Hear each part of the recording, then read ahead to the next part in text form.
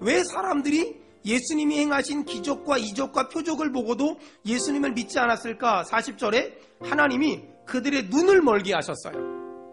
그리고 그들의 마음을 완고하게 하셨어요. 그래서 하나님이 눈을 멀게 한 사람, 하나님이 마음을 완고하게 한 사람들은 예수님을 믿을 수가 없었다. 그리고 그것은 이사야의 말씀을 이루신 것이다 라고 말한 거예요. 여러분, 이걸 조금만 우리의 삶 가운데 적용해 보면, 아니 하나님이 어떤 사람은 눈을 멀게 하시고 마음의 문을 닫아서 예수님을 믿지 못하게 했대요? 그렇다면 우리가 예수님을 믿은 건 내 선택에 대한 결과일까? 그렇지 않아요. 우리가 예수님을 믿게 된 건 하나님이 눈을 열어주셨기 때문이고 하나님이 마음을 열어주셨기 때문입니다. 그러므로 내가 예수님을 믿은 건 내 선택에 대한 결과가 아니라 하나님의 은혜의 선물인 줄로 믿습니다. 지금 내 믿음의 출발은 내가 아니라 하나님으로부터 이루어진 것이다. 또다시 말한다면 내가 예수님을 믿은 것은 내 선택이나 내 결정이 아니라 하나님이 내가 예수님을 믿도록, 그리고 내가 수원 은혜교회를 다닐 수 있도록 은혜를 주신 것이다. 동의하면 아멘 합시다. 자, 그렇다면 내 믿음은 내 선택에 대한 결과가 아니라 하나님이 주신 은혜에 대한 결과다. 이 믿음이 있는 사람은 때로는 살다 보면 삶이 힘들고 인생이 고단하다 보면 믿음이 흔들리는 것 같아요. 믿음이 무너지는 것 같아요. 믿음이 망가지는 것 같을 때가 있어요. 하지만 걱정하지 마세요. 염려하지 마세요.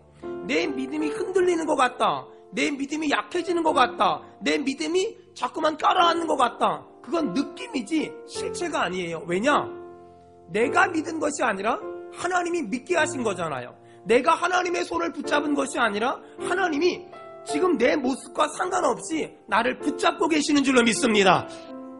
자, 그렇다면 누가 구원받을 수 있을까? 하나님이 눈을 열어준 사람, 하나님이 마음의 문을 열어준 사람, 그 사람이 구원받을 수 있다는 거예요. 우리가 어떻게 예수님을 믿게 됐을까? 내가 믿은 것일까? 내가 믿기로 작정한 것일까? 아니에요.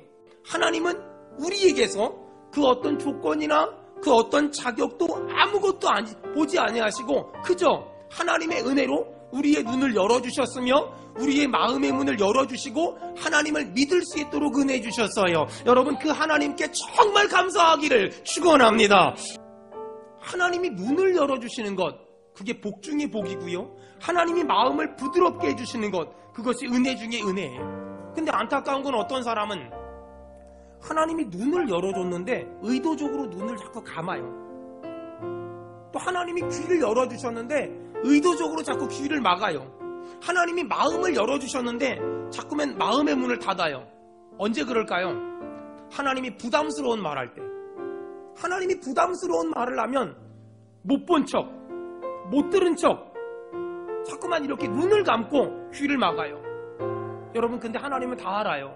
그리고 누구한테 말하세요. 너 다 들었잖아. 너 왜 못 들은 척해? 너 다 봤잖아. 근데 왜 못 본 척해? 이렇게 하나님은 지금 말씀하세요. 여러분, 오늘 하나님이 열어주신 눈을 뜨고 살잖아요. 그리고 하나님이 열어주신 마음을 열고 살잖아요.